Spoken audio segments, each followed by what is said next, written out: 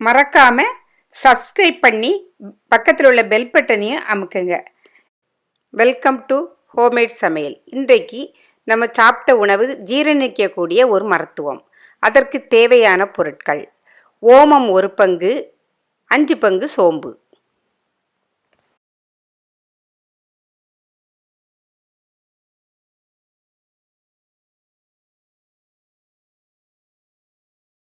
இப்போ நான் ஓமம் எடுத்திருக்கேன். இந்த சின்ன கண்ணாடி பவுலுக்கு தான் நான் போட்டு லைட்டாக வறுக்கணும். தீயை குறைச்சி வச்சு தான் வறுக்கணும். லைட்டாக வறுத்து அது பொரிஞ்ச உடனே அதை வேறு ஒரு பாத்திரத்தில் எடுத்துடணும். அதே கண்ணாடி பவுலுக்கு தான் 5 பங்கு சோம்பு போட்டு வறுக்கணும். அதுவும் தீயை குறைச்சி வச்சு தான் லைட்டாக வறுக்கணும். லைட்டாக வறுத்துட்டு இப்போ பாருங்கள், இந்த அளவுக்கு வறுத்த உடனே இந்த அளவுக்கு வறுத்து எடுக்கணும். இதை இன்னொரு பாத்திரத்தில் ட்ரான்ஸ்ஃபர் பண்ணிடணும். அதோடைய ஓமம் வறுத்து எடுத்துருக்கோம்ல, அதையும் அதோடு சேர்க்கணும்.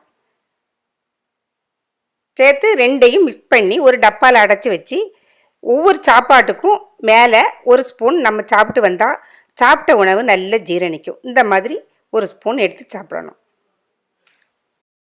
இந்த வீடியோ உங்களுக்கு பிடிச்சிருந்தால் சப்ஸ்கிரைப் பண்ணாதவங்க சப்ஸ்கிரைப் பண்ணி பக்கத்தில் உள்ள பெல் பட்டனையும் அமுக்குங்க. இந்த மருந்து செய்து பார்த்துட்டு கமெண்டில் எப்படி இருக்குன்னு போடுங்க. நன்றி, வணக்கம்.